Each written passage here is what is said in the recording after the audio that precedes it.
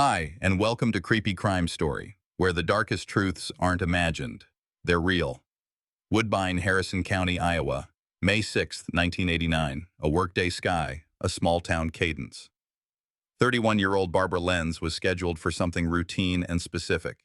A short hop to Omaha, Nebraska, to see her 3-year-old daughter and an ex. That plan set a clock investigators still read by. She did not arrive. Phones that should have rung did not. Appointments that should have anchored the evening never happened. In cases like this, what's missing first is motion. What follows is paperwork, and then questions that last decades. Barbara's last known movements trace back to her residence in Woodbine. According to statements taken at the time, she was dropped at her apartment earlier that day. What investigators documented next was not a dramatic crime scene, but a set of indicators, subtle, practical, consistent with someone who did not leave on her own schedule. The language in the file stays conservative on purpose. Indicators at the residence suggested removal against her will. No remains have been found. That single fact drove nearly every decision that followed. To understand why this case persisted, you start with victimology. Barbara was a mother with a defined routine and a reason to be in Omaha that night. In missing adult investigations, that matters. Adults are legally free to disappear. Patterns aren't. Investigators compared what Barbara typically did, who she called, where she went, how she scheduled pickups, with what the day actually showed. The data aligned too cleanly. Sometimes, that was the problem. When a person with a reason to be somewhere fails to show, agencies look first at proximity, last contact, access, opportunity. They also check the basics that never change with technology. Did she pack? Did she bank? Did she call? Woodbine officers and county authorities built an initial timeline around those simple anchors. The departure plan to Omaha was verified. The missed arrival was corroborated. There was no confirmed sighting after the reported drop-off. Without a body, there was no autopsy, no cause of death document to argue over, only a gap in time, a residence with red flag indicators, and a community that remembered what normal looked like. In towns like this, disappearances don't stay on paper. They live in people. For years, the file traveled between shelves and seasons, recanvassed when tips surfaced, noted on anniversaries, and taught quietly to younger investigators as a lesson in discipline. Do not extend beyond the record. Then, much later, a new set of eyes would re-examine the sequence with modern cold case protocols. That is for another chapter. Here, the facts are the spine. Last seen May 6, 1989. Planned destination Omaha. Indicators at home. Remains not recovered. If you follow true crime for the details that hold, this is where you start. With what is known, written, and dated, the case file advances when investigators separate assumption from verification. Barbara Lenz, 31, lived in Woodbine, Harrison County, Iowa. On May 6, 1989, she planned a short trip to Omaha, Nebraska to see her 3-year-old daughter and an ex. That is the baseline. From there, the work becomes confirmation. Was the plan real, communicated, and scheduled, or was it a convenient story? In missing adult cases, agencies treat plans like evidence. They either withstand scrutiny or they don't. Detectives began with routine victimology, residence, employment pattern, caregiving responsibilities, transportation access, and who expected to see her that day. They documented the purpose of the Omaha visit, the timing, and the contact points on both ends. The standard is simple. People who intend to travel typically create friction in the record. Calls placed, times agreed, someone waiting. When those anchors are absent, the plan gets downgraded from trip to claim. In Barbara's file, the plan remained on paper, but did not resolve into a verified arrival. No independent witness placed her in Omaha that evening. No official sighting replaced the last known location. The next pass is consistency. According to statements given in 1989, she was dropped at her apartment earlier in the day. Investigators mapped the minutes after that reported drop-off because that is usually where a case either opens up or narrows. They checked who had access to the apartment, who had reason to check on her, and what routine tasks should have occurred if she intended to leave again. The residents produced indicators consistent with removal against will. The wording in the file stays conservative by design. There was no body and therefore no autopsy, no cause of death narrative, and no medical chronology to reconstruct. The absence mattered. It set the investigative tone for decades. And because this is 1989, there is no modern digital exhaust to mine. That constraint shaped the methodology. Instead of cell tower paths or GPS telemetry, investigators leaned on fixed points, landline calls that were or were not made, neighbors who did or did not notice movement, and any verifiable appointment in Omaha that could be confirmed or ruled out. When a plan is real, more than one person usually knows the exact meet time, and there is fallout when the person fails to appear. Detectives documented that fallout: who waited, who asked, who sounded the alarm. In small communities, routine is a measuring stick. In towns like Woodbine, disappearances do not stay on paper. They live in people. The file's early analysis shows the logic tree shrinking quickly. If Barbara never arrived in Omaha, then either she diverted herself, a voluntary absence, or something external diverted her. Voluntary absence cases tend to generate secondary activity: banking, shelter, new contacts. The case file does not show a later confirmed path. Negative evidence windows, what should be present but isn't, took on weight. That is how a missing person ledger becomes a potential criminal file without any dramatic reveal. It is math.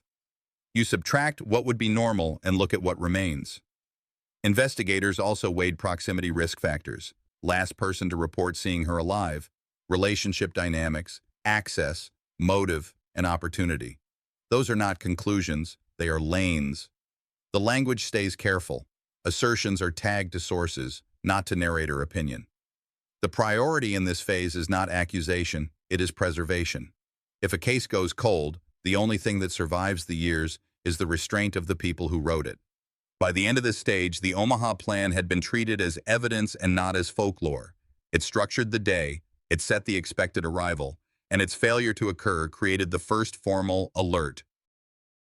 With no confirmed sighting after the reported drop-off, the file held steady on 3 fixed points. Last known at the Woodbine residence, indicators at that residence consistent with involuntary removal, and no recovered remains. The data aligned tightly around those points. The data aligned too cleanly. Sometimes that was the problem. For viewers following along, this is why long-running disappearances tend to feel static. The early record is thin, and the rules forbid stretching it. But those same rules keep a case from splitting into rumor and contradiction later. Years on, when a cold case unit takes a fresh look, the value of this restraint becomes obvious. You can build on clean entries. You cannot repair speculation. As you consider this stage, ask what you would prioritize next if you were at the desk in 1989, confirming a phone contact tied to the Omaha meeting, validating transportation logistics from Woodbine to Omaha at the claimed time, or re-interviewing anyone with access to the residence window after the reported drop-off. Pick one. That choice often decides how fast a file moves in its first 48 hours. When a missing person file starts to harden into a criminal investigation, the residence becomes the pivot. Investigators return to Barbara Lentz's Woodbine apartment with a simple mandate: document what supports a voluntary departure and what contradicts it. The approach was methodical: checkpoints, not theories. If she meant to continue on to Omaha after being dropped off earlier that day, there should be signs of a quick turnaround. If she didn't, the room would tell them in quieter ways. They worked the entry first. Points of access are always logged: who had keys, who routinely entered, and whether the door hardware or frame showed fresh damage. They photographed, measured, and wrote down the small things that matter later, the sort of notes prosecutors or defense counsel read word by word. Nothing flamboyant went into the record. That matters because it keeps the file from drifting years later. From there, they moved through the interior with the same restraint. Travel items that would support a short interstate drive, bag, cash, essentials, were assessed against what family and friends said she typically carried. If the plan was to leave soon after the drop-off, the staging for that plan had to exist. Neighbors and immediate contacts were canvassed while the environment still reflected the day. The questions were basic. Did anyone see her re-emerge? Did anyone hear a car door, raised voices, or movement inconsistent with routine? Was there any scheduled pickup that could be verified by time and location? Canvas notes rarely read dramatic, but they narrow lanes fast. In this case, the absence of a reliable post-drop-off sighting kept the last confirmed point fixed at the apartment. That, combined with the lack of a verified Omaha arrival, put weight on what investigators called indicators at the residence. The phrasing is conservative by design, but it has consequences. It means the room did not read like a planned departure. It read like an interruption. Because this was 1989, no digital geo-tracks were available to bridge minutes or miles. That limitation drove investigators back to analog anchors. Landline records were checked for calls that would confirm an updated schedule, a delay, or a change in route. None provided a clean replacement for a physical sighting. Transit options were mapped against the time of day and availability. Who could have provided a ride, whether she drove herself and whether any neighbor's routine intersected with hers. Silence in those lanes isn't proof, it is a pressure point. Cases stay careful at that juncture so they can survive appeals, new interviews, and decades later, cold case review. The apartment also defined access and opportunity. Anyone with a practical route to her door, partner, friend, landlord, neighbor, was evaluated for timing, means, and motivation. The file treats proximity as risk assessment, not conclusion. It is a way of ranking where to look next. If someone claims to have dropped her off and left, the time immediately after that claim becomes the target window. What should have happened next, gathering items, locking up, leaving for Omaha, didn't populate the record in ways that satisfied investigators. That's why the wording never changed in public summaries. Indicators suggested removal against will, remains were not recovered. A point that matters for viewers who track patterns. The language in a case like this is built to hold for decades. There is no blood pattern analysis listed here, no DNA narrative, no invented scene shift. Those would be claims, not indicators. When the case went cold, it did so on disciplined terms. That is also why it could be reopened without collapsing under its own contradictions. The residents' notes didn't overpromise. They preserved what was observable and left space for re-interviews or technology-assisted searches years later. From a human angle, the apartment is the last place in the record where Barbara should have been able to control her path.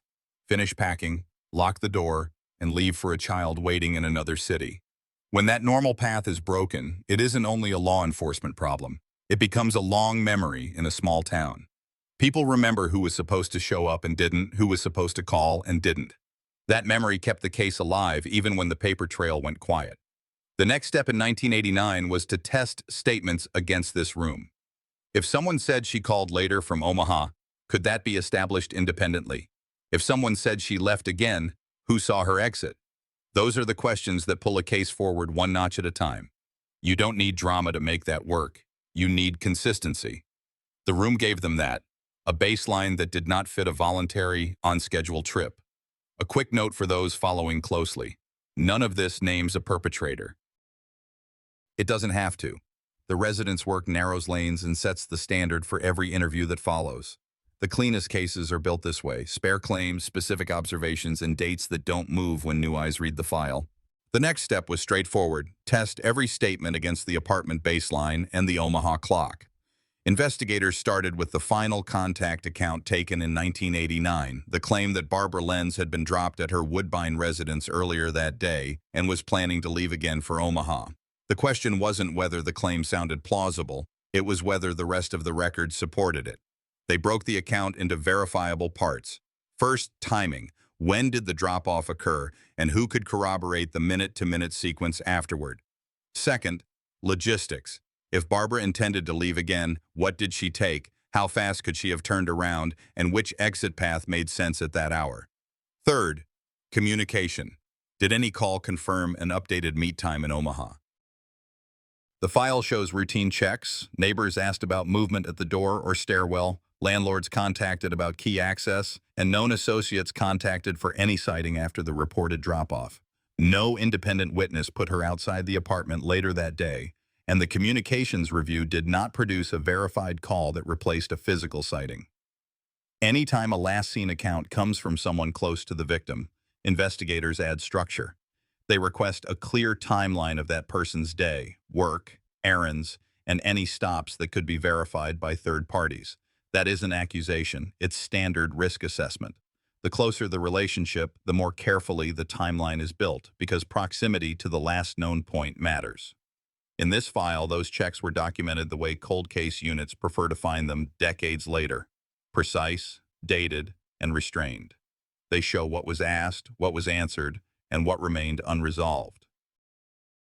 A separate thread involved claims about later contact. If anyone said Barbara called from Omaha the same day, that assertion had to be traced back to a source document.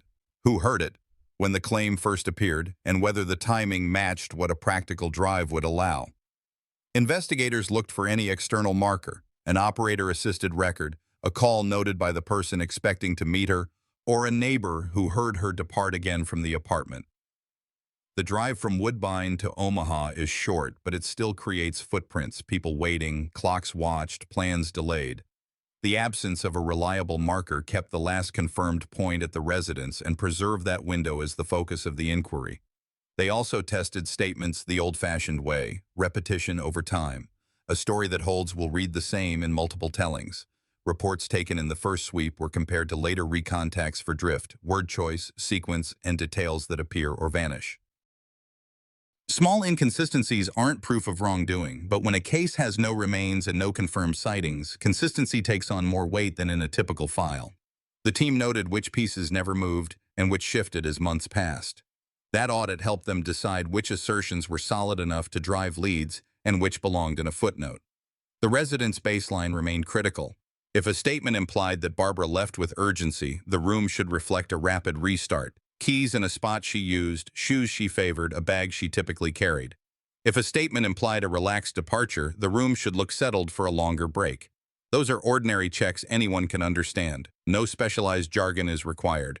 In this case, nothing inside the room upgraded a second departure to verified. That kept the window tight and the investigative posture conservative. Interviews widened to include routine contacts, friends, co-workers, anyone who would have expected Barbara that weekend. Investigators documented who sounded the alarm and when. In small towns, this is often where cases gain traction, because a missed plan triggers questions fast. Here, too, the notes read measured rather than dramatic. People remembered the plan. People noticed the absence. That's what gave the file its staying power later. It didn't rely on rumor. It relied on who should have seen her and didn't. Across all of this, the tone of the 1989 entries matters. The file avoided conclusions it couldn't support. It didn't declare a culprit. It didn't announce a cause of death the case didn't have. It set durable facts and preserved the language that would appear in public summaries years later. Last confirmed at the Woodbine residence on May 6, 1989. Indicators inside consistent with an involuntary removal. No recovered remains. When every box in a statement aligns too neatly without external corroboration, experienced investigators slow down. They keep what's verifiable and mark the rest for later scrutiny.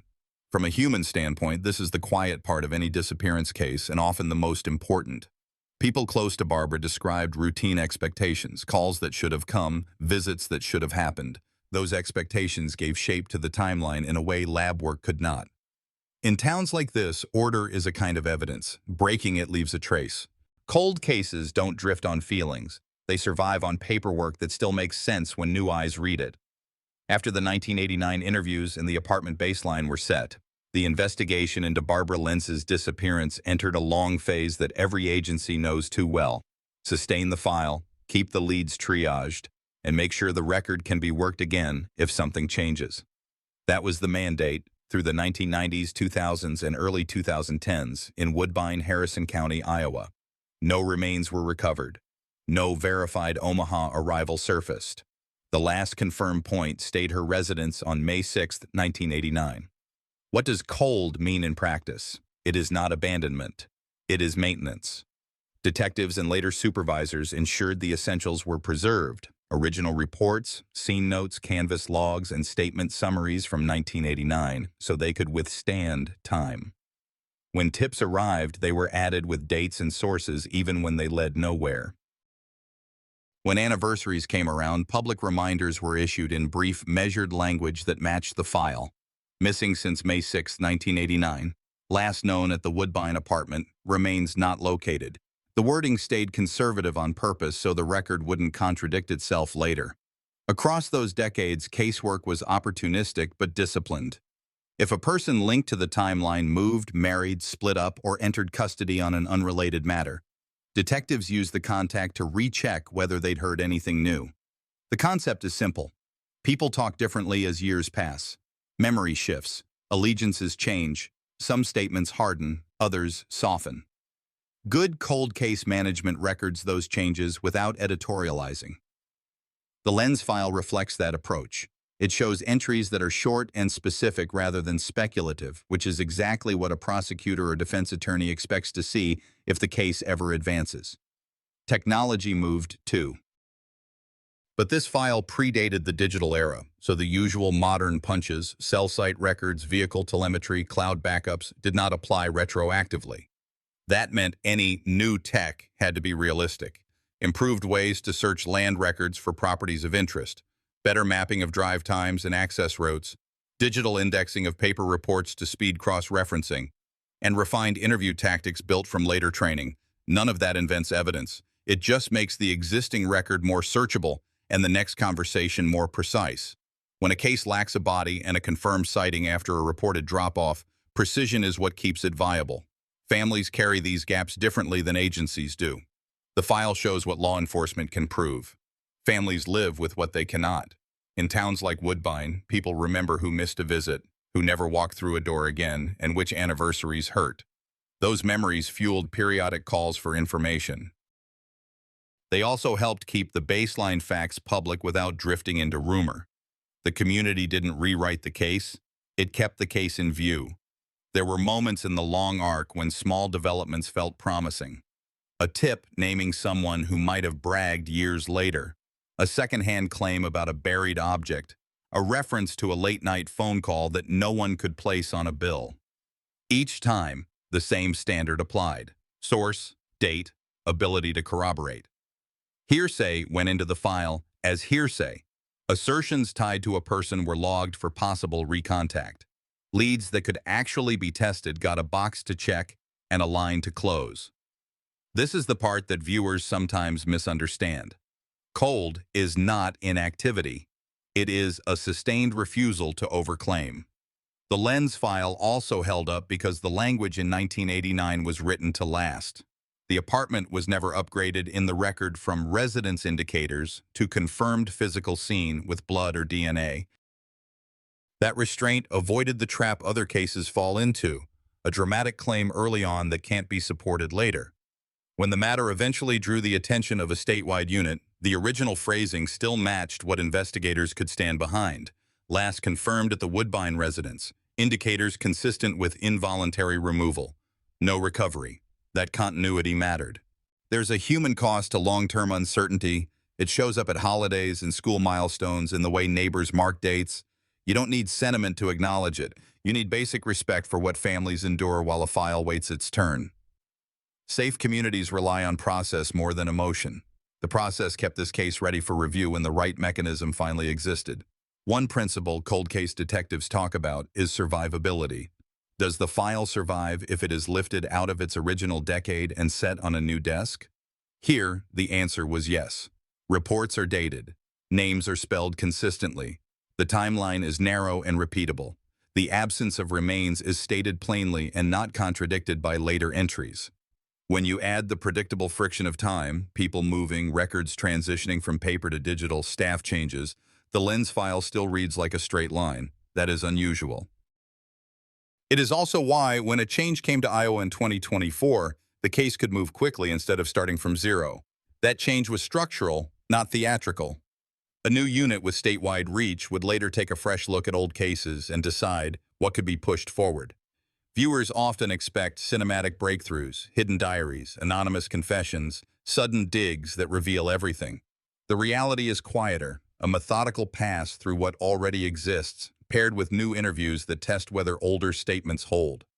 This case was built for that kind of re-exam because the original record kept faith with the facts and stayed within its lane. If you've followed since the first minutes, the pattern is clear. The timeline never shifted. The apartment remained the baseline. The Omaha plan stayed unverified as an arrival. No remains were found.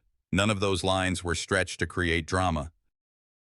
They were maintained so that if someone finally had the authority and resources to act, they could act on solid ground.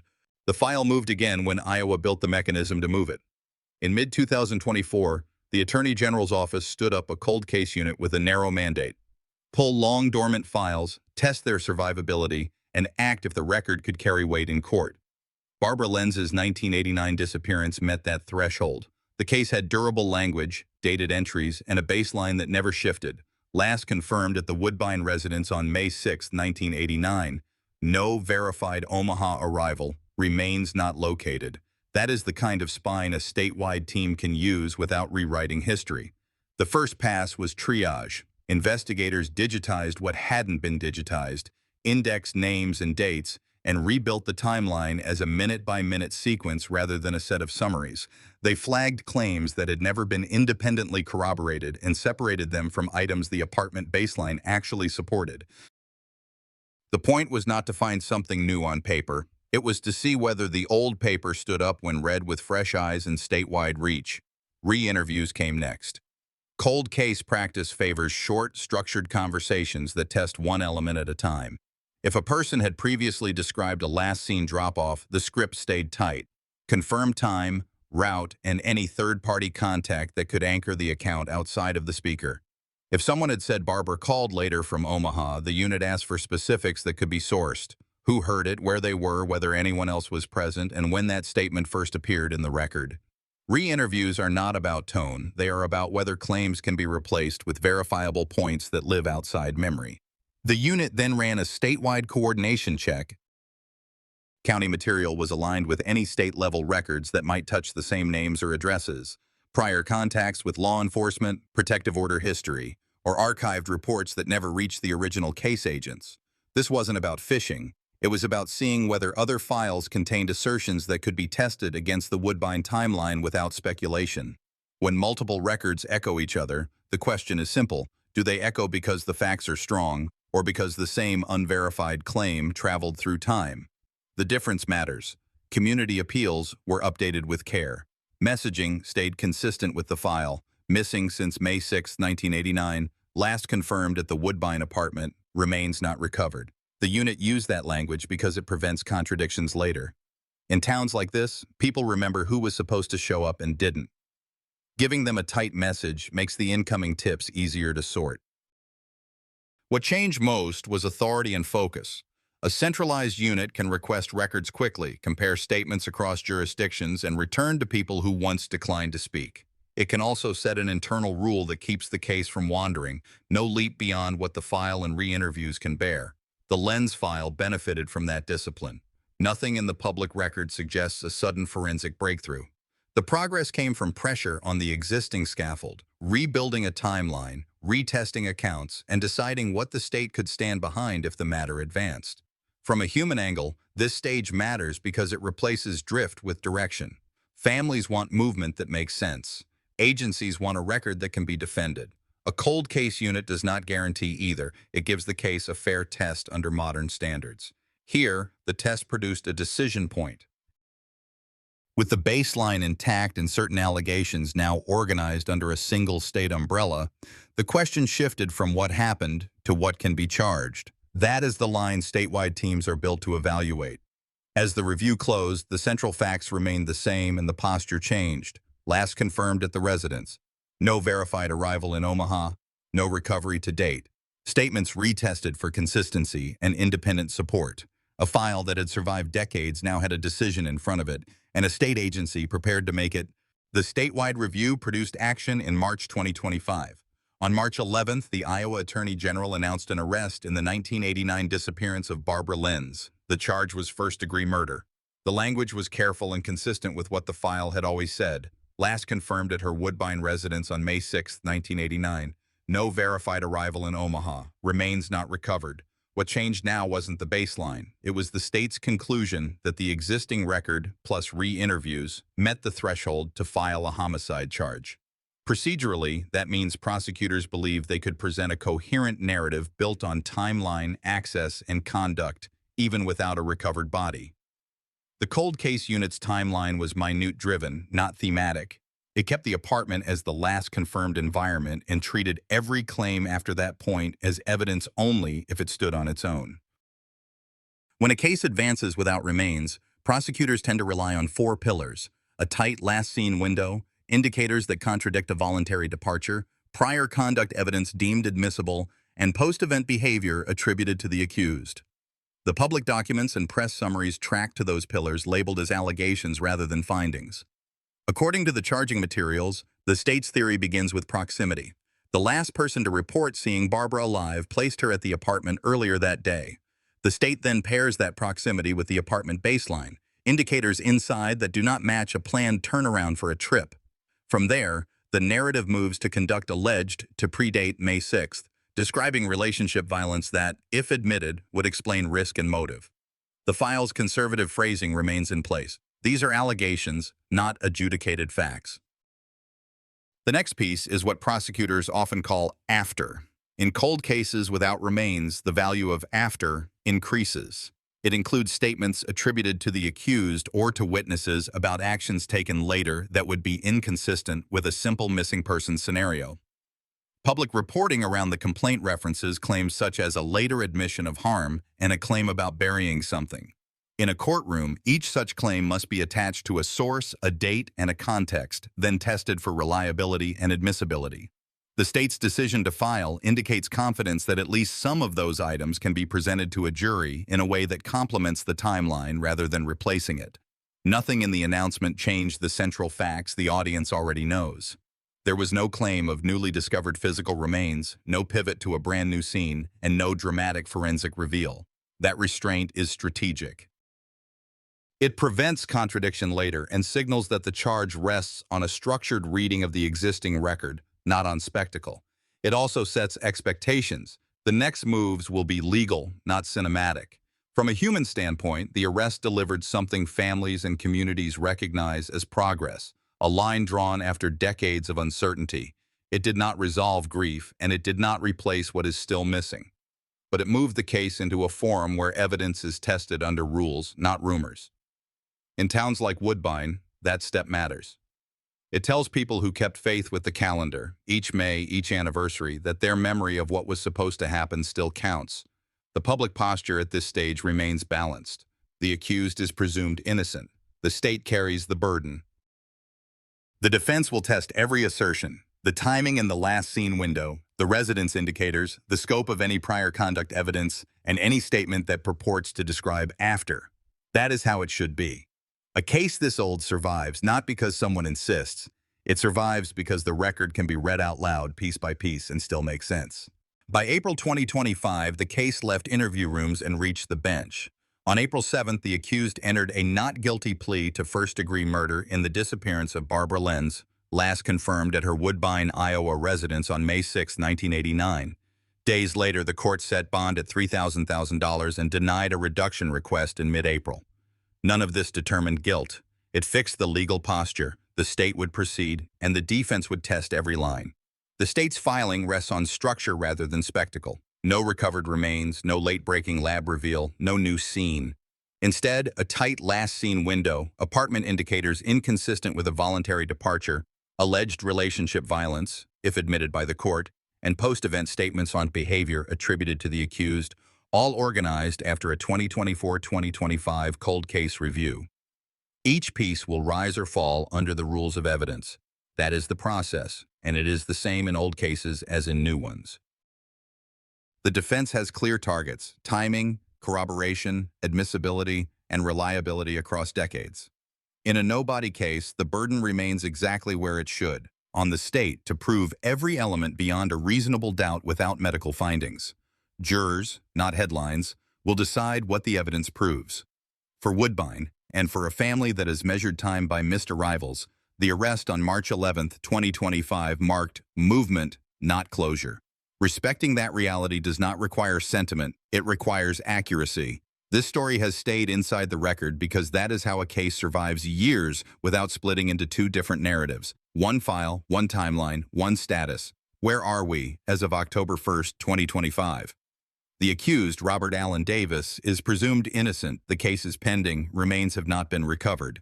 The last confirmed point remains Barbara's residence on May 6, 1989. There is no second ending, no alternate reveal, only a courtroom ahead.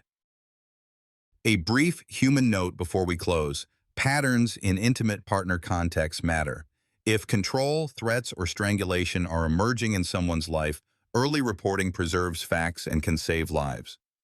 Quiet documentation, calls, dates, messages, often becomes the difference between rumor and evidence. Communities do not solve cases alone, but they keep them alive. Thank you for staying with this investigation. If you have perspectives on which pillar is most decisive in a no-body prosecution, the locked timeline, admissible relationship history, or credible after statements, share your view. Civil, thoughtful discussion helps others understand how real cases actually move.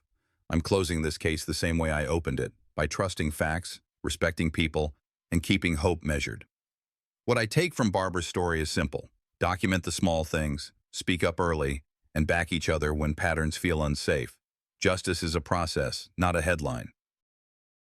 What do you think matters most in a nobody case? The locked timeline, credible after behavior, or vetted history?